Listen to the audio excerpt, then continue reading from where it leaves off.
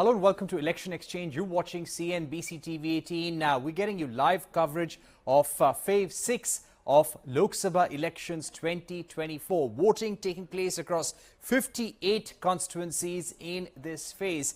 Yes, it's extremely hot, but heartening to see voters come out in large numbers. Now, in 2019, the BJP had won 40 seats with a 47% vote share. The Biju Janata Dal won 4, the BSP won 4, the TMC 3 and JDU 3. And the All Jharkhand Students Union won 1 seat in Jharkhand. Now, let's look at the nationwide picture. Let me begin with Delhi. Now, Delhi is a state where in 2014 and in 2019, the BJP won all the seats. They are hoping for a hat trick this time around, but it's not going to be easy because there is a sympathy factor against Arvind Kejriwal, for Arvind Kejriwal, and the Aam Aadmi Party is hoping to ride the sympathy wave. Some of the key candidates here, you've got Bansuri Swaraj, who is Sushma Swaraj's daughter, a lawyer. She's fighting from the New Delhi constituency, which had once been represented by Sushma Swaraj as well. You also have Manoj Tiwari, the Bhojpuri singer, actor and politician, up against Kanhaiya Kumar of the Congress party. And then you also have Parveen Kumar, the Trader Association leader, who has been taking on e-commerce companies and also big tech companies like Google. He is contesting from Chandni Chowk. So the fight for these 7 constituencies is going to be very interesting. The India Alliance did not win any seat last time around, but this time you've got 4 seats being contested by the Aam Aadmi Party, 3 by the Congress. They're fighting together and they're saying that the BJP stands for political vendetta. A lot of top leaders of the Aam Aadmi Party have been jailed and you should choose the government which is good for you. So let's see what happens in Delhi. Now, let me also get you a nationwide picture and let's go to other states as well. For example, Jammu and Kashmir. There is only 1 seat in Jammu and Kashmir this time around. The reason why it's going to be important is because you have Mehbooba Mufti contesting from Anantnag Rajouri seat. Now, that is a seat which we are watching very, very closely. There are 20 candidates in the fray and Mehbooba Mufti is one of them. Also talking about Uttar Pradesh. Now, we have the nationwide map here. If we bring Uttar Pradesh up to speed, let's look at the numbers for Phase 6. Here you have numbers for Phase 6. There were 14 seats in Uttar Pradesh. 4 had been won by the Bahujan Samaj Party last time around. 1 by the Samajwadi Party. I'm talking about constituency number 69. Now, this is the constituency of Azamgarh, the bastion of Akhilesh Yadav. He had won this seat in 2019, but in the 22 by-poll, Dharmendra Yadav of the Samajwadi Party had been defeated. He had been defeated by Dinesh Yadav of the BJP. Dinesh Yadav is once again defending the seat and his challenger once again is Dharmendra Yadav. Dinesh Yadav is a singer, a very well-known Bhojpuri actor as well. The other key contest we're watching out for is Sultanpur. Sultanpur is where Maneka Gandhi, the incumbent MP, is defending her seat. In neighbouring Haryana, all seats had been won by the BJP last time around. They have lost their alliance with the JGP. So let's see how the party performs this time. The Congress is hoping to make inroads, win back lost seats in Haryana. So we will be watching out for contests such as Manohar Lal Khattar, who's fighting from Karnal. You've got Naveen Jindal, who quit the Congress to join the BJP. He's fighting from Kurukshetra. And you also have Ashok Tawar of the BJP. Also, Odisha, there were a total of 8 seats in Odisha. 2 were won by the BJP. This time, the BJP is also hoping to win more seats in Odisha. But let me go across to our reporters. First, let's go across to Pallavi Ghosh, our senior editor, joining us from Kolkata this afternoon. Pallavi, 8 crucial seats. You also have Tamluk, where TMC has been winning since 2004. The BJP has not been able to make inroads there. How do you think the contest is set up in these 8 seats in West Bengal? Well, Tamluk is very interesting because that's where the former judge also is contesting and from the BJP. And he has been mired a lot in controversy. Tamluk is also where Devang contesting. Remember, he's the one who had coined that very famous Trinamool Congress song of Khala Hobe. The BJP is quite hopeful of winning this seat and they feel they're going to stand vindicated because the Trinamool Congress has certainly been slighting the Justice Onibar on the grounds that, look, this is a paid judiciary. But more than that, I think at this point of time, the focus is, of course, on Mednipur, which has seen a semblance of violence. We are also seeing it in Kantia, which is actually more famously known for Nandigram. This is the Shuvendu Adhikari area as well. Already since morning, Parikshit, there have been many reports coming in of violence and skirmishes between the TMC and the BJP. So yes, these seats are going to be important. The last two phases, which is today and the one on 1st of June, are the phases on which both the Trinamool Congress and the BJP really need to do well. Parikshit, if they really want to, one, the TMC needs to counter the BJP, because BJP surprisingly did very well with the 18 seats last time round. And this time around, BJP is hoping to actually improve its tally to 2024. So in the next few days, we are going to be seeing the Prime Minister very much parked over here in Kolkata to give that last push for his party in this battle for Bengal. Right. Pallavi, also West Bengal is one of the states where several BJP leaders in their calculation believe the party will be able to increase its seats tally. Give us a sense of the volatile campaign in the state over the last few days, and it's possibly only going to get worse in terms of the language, in terms of the anger on the ground. Absolutely. Parikshit, this is something which is also, I would say, a do or die battle for Mamata Banerjee. She was taken by a complete shock, if I can use that word, in 2018, because she had underestimated the BJP and BJP had done very well. Ever since that, right over here in West Bengal, it's now a battle completely between the TMC and the BJP, which is a huge achievement really for the Saffron party, considering they were never ever considered to be a player over here. The easing out of the Congress and the left slowly, that space being occupied by the BJP, is a big achievement and head start for the BJP as well. That's going to be the reason also why this battle has become very, very acrimonious. You know, for example, the court completely rejecting the OBC reservation given by Mamata Banerjee, which is going to hurt her. Her comments on Kartik Maharaj and Ramakrishna Mission, which is very much, a kind of worshipped over here. They have a huge amount of followers. That's something which the PM has been raking up, and he's definitely going to rake up when he's going to be back over here campaigning over the next few days. Violence, Sandesh Khali, that's also the best is going to go to vote on 1st of June. That is Boshinhad. That crime against women, the TMC plan to counter it, calling the BJP as an outsider party, and more importantly, the Lokhi Bondar, which is, of course, the huge amount of money which is going to be given directly into accounts of women. That Mamata Banerjee hopes will be able to cement a woman vote bank. All right. Thank you very much, Pallavi Ghosh, for joining us with all those crucial details. Pallavi Ghosh, of course, traveling the length and breadth of the country and getting us that very crucial perspective on how it's a do-or-die battle in West Bengal for Mamata Banerjee. Let me go across to Ishan Vani. And with Ishan, we're going to be discussing the importance of the Anantnag Rajouri seat. 20 candidates are in the fray here, isn't it, Ishan? How's the fight going? What's been the campaign like? And who are the leaders in the race right now? Who would be the top 3 or 4 candidates? Well, this is an election like never before. One, because the voting percentage has been heartwarming. There are people coming out in numbers and exercising their franchise freely. The centre is crediting this to the peace and prosperity. They say they are brought to Jammu and Kashmir post the application of Article 370, while the mainstream political parties who are very much in this election say that the response of people is against 370 and the results will tell the entire story. So yes, to answer your questions, one, that key contestants are Mehbooba Mufti, who has been outspoken critic of the centre ever since the abrogation of Article 370 took place. She joined hands with the BJP, formed the government, it fell, and then the rest of it is history. But she's trying to rejuvenate the party. Many people from the party left. They went to different parties, and some people went to form their own parties, who are now fighting against Mehbooba Mufti. Apart from Mehbooba, there is a candidate called Mia Altaf. Mia Altaf is a popular Gujar leader who has acceptance in both parts of Kashmir as well as Poonch and Rajouri.